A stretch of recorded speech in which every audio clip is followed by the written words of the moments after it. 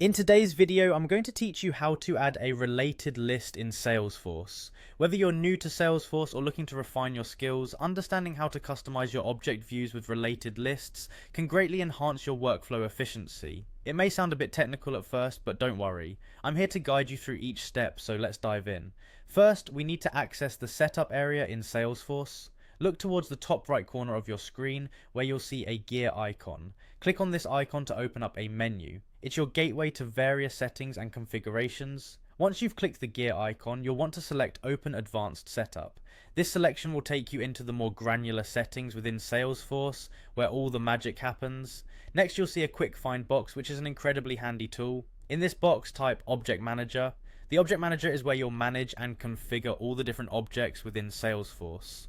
Now that we're in the Object Manager, locate and select the object you want to add a related list to. This could be the account object, the opportunity object, or even the contact object. The choice depends on your current project requirements or organizational needs.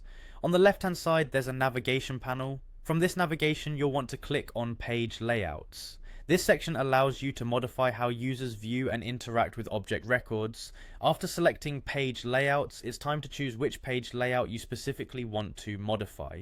It might be the account layout, opportunity layout, or another layout depending on your initial object choice. Now we arrive at the Page Layout Editor. Here, locate the Related Lists button. Clicking on this will display a palette of options to choose from.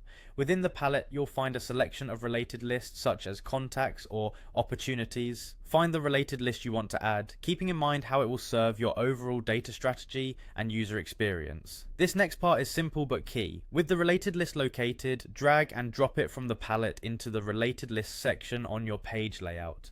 This action attaches the list to your chosen layout, making it readily available to Salesforce users interacting with that object.